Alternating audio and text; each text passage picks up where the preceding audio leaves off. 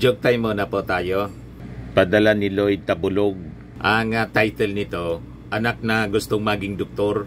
Dumating yung tatay. Nakita yung kanyang anak na nagsusulat sa mesa.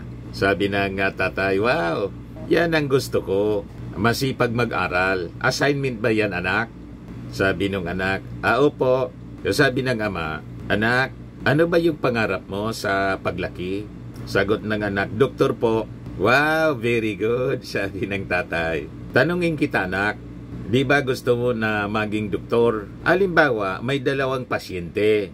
Sabay na ipinasok sa emergency room. Isang nagtatae, isang nasaksak.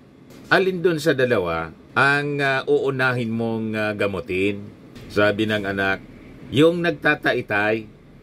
Sabi ng tatay, aba, bakit naman anak? Uunahin mo yung nagtatae? Paliwanag ng anak po, kasi tay, yung nasaksak, pwede mong salina ng dugo anytime. Pero anya, yung nagtatae, hindi mo pwedeng salina ng tae. Anytime. May punto naman po. Ganun pala yun. May logic. Pwedeng maging doktor. Matik na po, 200 pesos agad. Padala mo na lang yung GCash number mo po. Kasali ka na rin sa monthly draw. 5,000 yung cash prize. Sa grand draw, yung hindi mabubunot, kasali pa rin.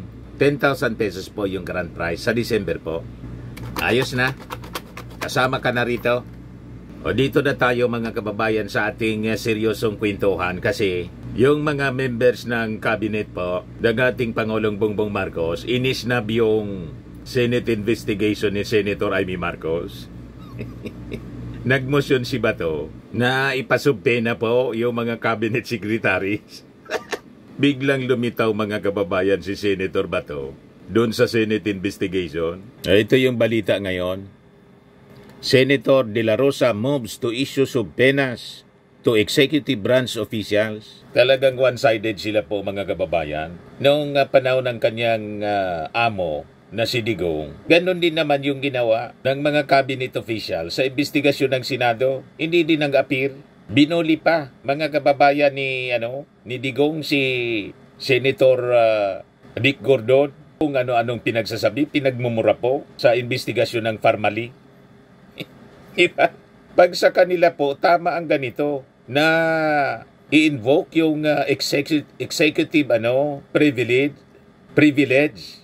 Pero sa ating Pangulong Bongbong Marcos, nagagalit sila. Talagang one-sided lang. At talagang tinudo na ni Senator Amy Marcos yung pakikipaglaban sa administrasyon.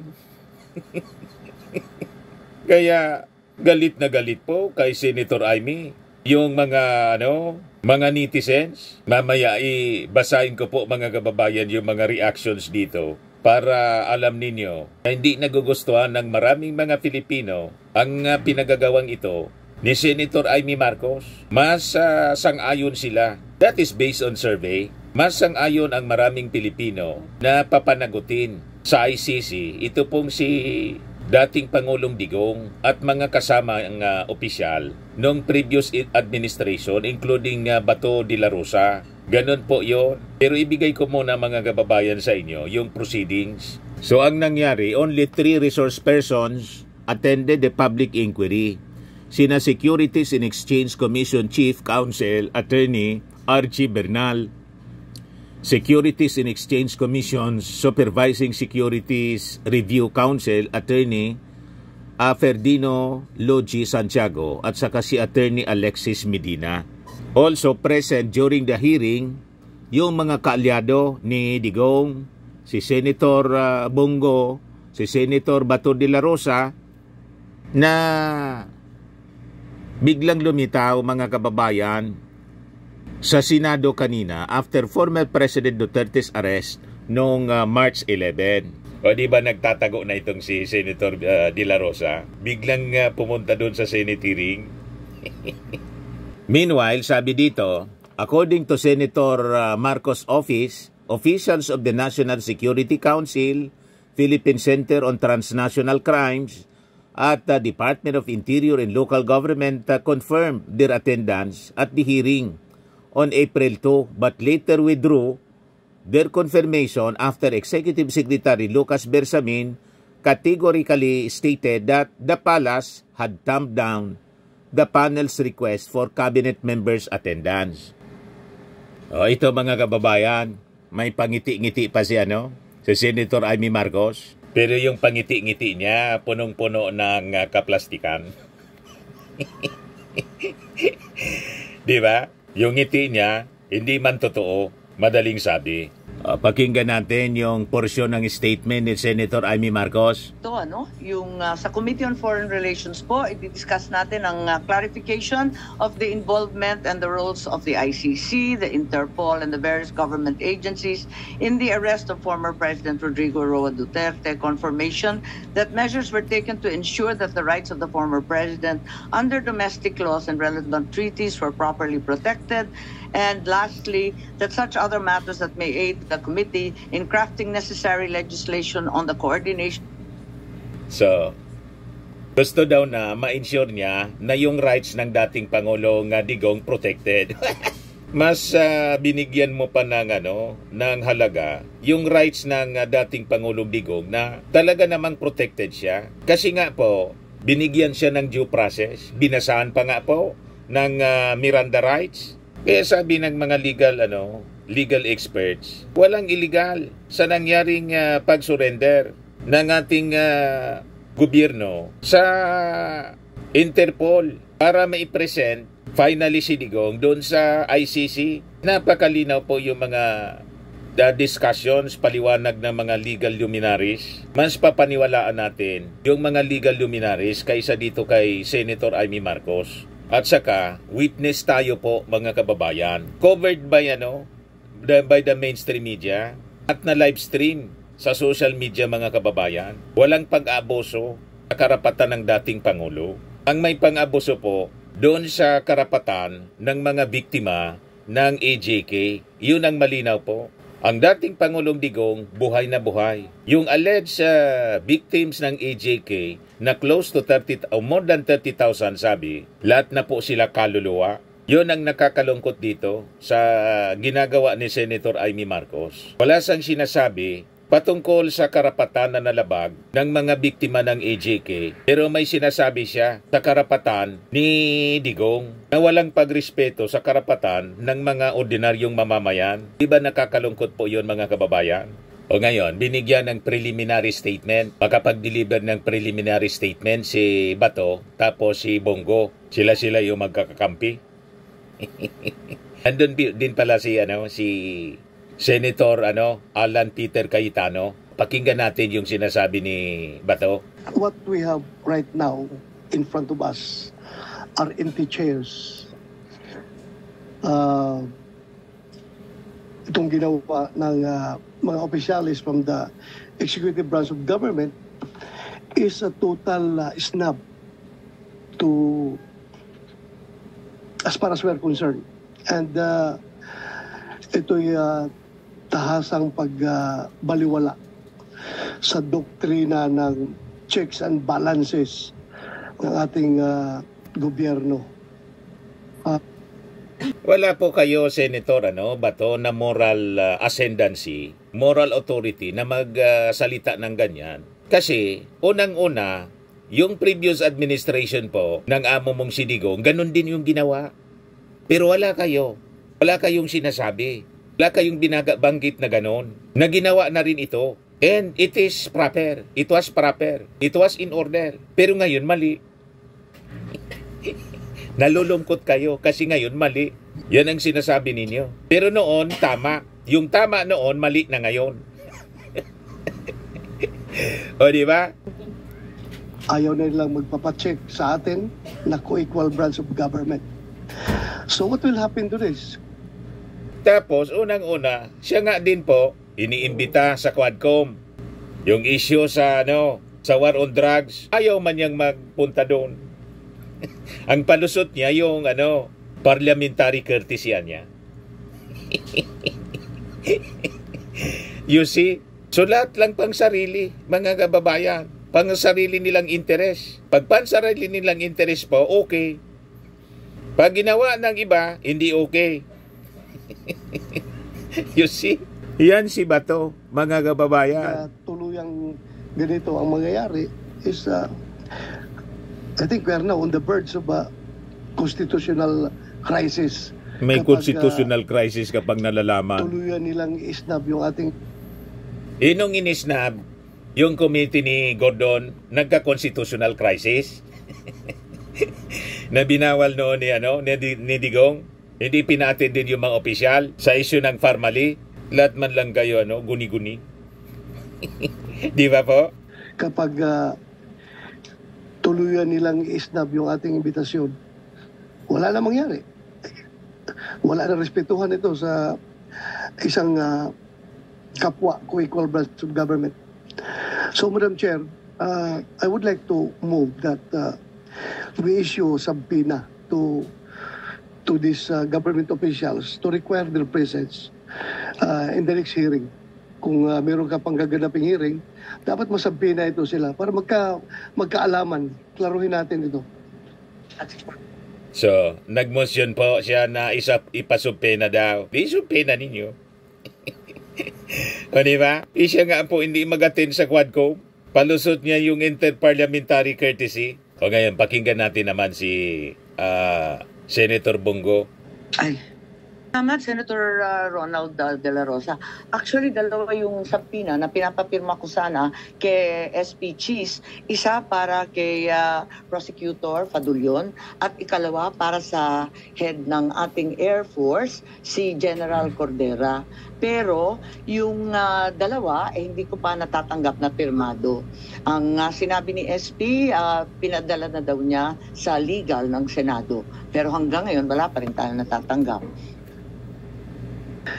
Ang mangyari sa atin dito is hayaan na lang natin na meron tayong Philippine National Police na patuloy na nilalabag yung ating konstitusyon at ang ating mga batas. Ang labag sa konstitusyon pong malinaw, yung AJK ninyo. Di ba mga kababayan? Maganda yung Senado, in particular, yung buong Kongreso, para meron tayong checks and balances. Hindi po pwede yung executive branch of government hahayaan na lang natin na gagawa sila ng mga hakbang na lapag sa ating konstitusyon. So we are here to check them. So kung hindi sila magpapacheck, isnab sila ng isnab sa atin, then magkakaroon tayo ng constitutional crisis nito, Madam Chair. Sang-ayon po ako sa inyo at talagang hindi tama itong pangkalahatang sinasabi. Lahat na lang executive privilege, lahat na lang sub judice. Alam naman natin, hindi naman tayo lihis at alam naman natin na napaklaro ng Nery versus Senate, yung Ermita case, kaliwaliwanag na kinakailangan na talagang malapit sa Pangulo, ang impormasyon hindi makukuha sa iba, hindi naman ito magiging panganib para sa lipunan, kaya't paano po ito naging executive privilege? Alam na po natin yan at hindi naman tayo nakikialam dun sa bagay-bagay na sinaloob ng mga kaso at asunto sa Korte Suprema. Kaya ang palagay ko, dadami po ang sampina na hihilingin natin sa ating Senate President. Marami na po kasi kung dadalawa lang yung na-absent dati, pagkarami-raming absent, nakikita natin tayo-tayo lang na narito. Kaya nalulungkot po kami. At ngayon... Magandang umaga po, Senator Bato de la Rosa, and to the resource persons present in this meeting. Parang wala namang resource persons present dyan. Wala akong nakikita. Si Attorney Medina lang po, yung dating resource natin, at narito rin yung dalawang abogado ng SEC. Yun lang po. Napakalungkot naman po. Malungkot yung Pilipino, malungkot rin yung hearing natin. Sa nakaraang pagdinig. Kayo man lang ang malungkot. Ang majority ng mga Pilipino masaya kasi mapapanagot na doon sa ICC si Digong. At malamang sa malamang, susunod na po kayo. Siyempre, normally, Malulungkot siyempre kayo at yung mga supporters ninyo. Naintindihan namin po yon. Pero kailangan magkaustisya. Hindi po si Digong ang dapat na maging concern natin. Maging concern ng mga Filipino. Sa inyo po siguro, concern ninyo. Ang dapat na magkaroon ng concern ay doon po sa karapatan ng mga biktima. Ang nakakalungkot po, karapatan ng suspect sa AGK, ang inaasikaso po ninyo, ang inaatupag ninyo, yun talagang nakakalungkot.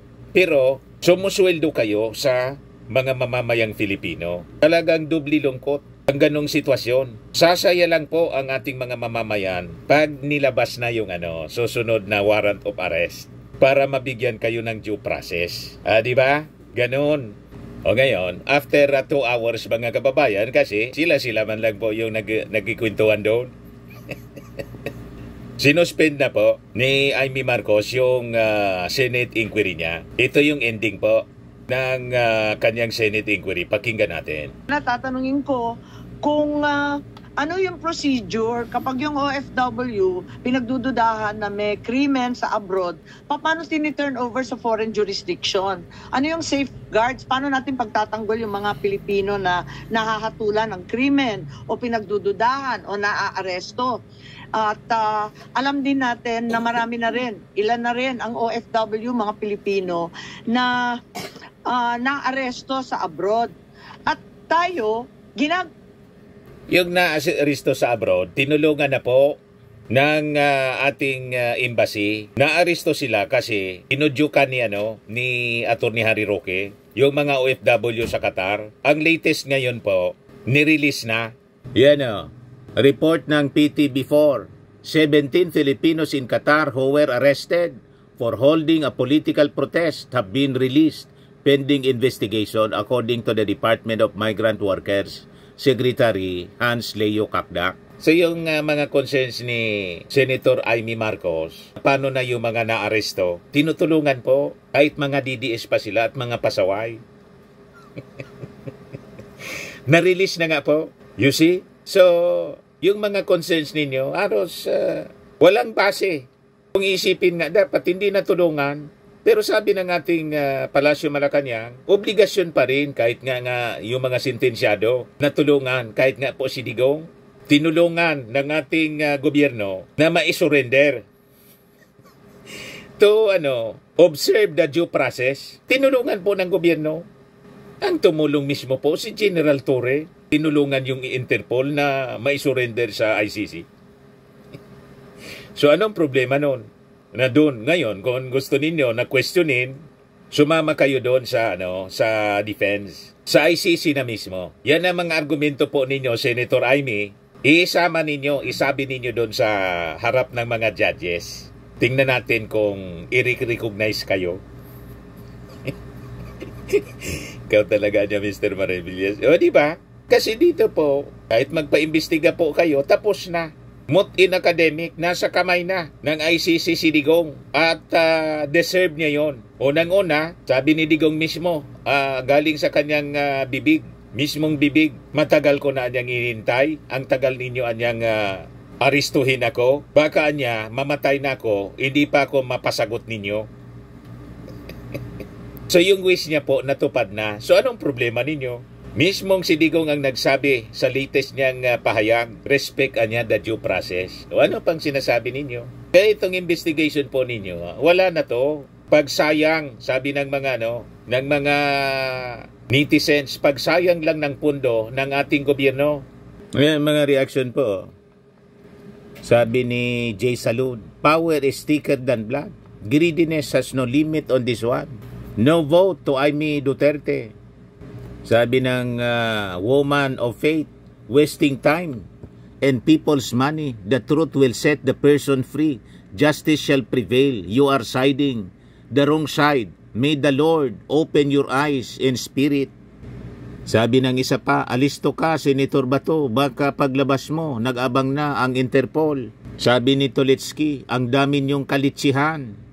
Sabi ng isa pa, sad truth, justice system does not work in the Philippines, lalo na pag on power ka.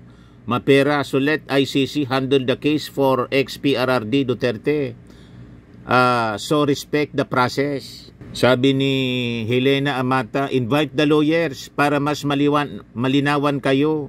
Poros chismisan sa kanto, Aimee, Bato and Alan. Don't waste people's money in time. Magpapresko na lang kayo. Yung impeachment, hindi mo pakialaman. Sabi ni Eduardo Dalay, one-sided ang hearing na yan. Tama yan, stop na. Or tama niyan, stop na. Sabi ni Eli, hindi kaya sumunod lang kung ano ang batas. Kayo nga ang hindi sumunod sa batas noon. Kaya ganyan ang nangyari. Alam yan ni Bato. Sabi ni Leo Soriano, Bato at Aimee, enough. I pray na talagang hindi na kayo manalo kahit kailan sa Senado o alinmang pwesto sa gobyerno. Sabi ni Obet, first hearing 6 hours deliberations and discussions. But Bato was not there. Takot ba siya harapin mga opisyalis ng gobyerno? Ngayon, kumo alam niya na walang aaten kaya si andyan. O, come on, Bato. Sila lang ang nagkwentuhan doon. Boring. Lalong sinira ni Aimee yung kanyang political career. Hayaan mo si Bato at si Bongo. Mga diehard yun. Ngayon, sumama na si Aimee sa diehard. Si Alan Peter Cayetano, alams na. O, di ba? Sabi ni Jerry P., Madam Aimee, stop stupidity, nonsense hearing. Sabi rin ni Brixton Delta, formally hearing, hindi rin pinaharap mga cabinet officials dyan sa Senate. Walang narinig na reklamo sa mga senador na to. Bakit kaya? Sabi ni Glenn Dicto, no vote manang. Sabi ni I love you, Bingso, good luck na lang kay Senator Aimee. Malamang hindi na siya mananalo ngayong eleksyon. Bye-bye, Senate ka na. Sabi ni Jerwin, I am for law and order. Ang nakakainis lang, mga ipokrito itong mga senador na nagsasalita ngayon sa hearing. They did the worst thing of what they are complaining now during Tatay Digong's term. Shame on you, Alan Peter Cayetano. Shame on you, Aimee Marcos, Bongo, and Bato de la Rosa. Nakatikim kayo sa mga netizens. Majority sa mga netizens po, mga nanonood sa inyo, sukang-suka na sa inyong ginagawa, Senator Aimee Marcos. Mismong mga Marcos supporters, suportador ng yung kapatid, sukang-suka na sa iyo. Di ba? Huwag kami, Senator Aimee. Last mo na yan. Hindi ka na makakatikim ng boto ng mga Marcos supporters. Itinakwil ka na nila.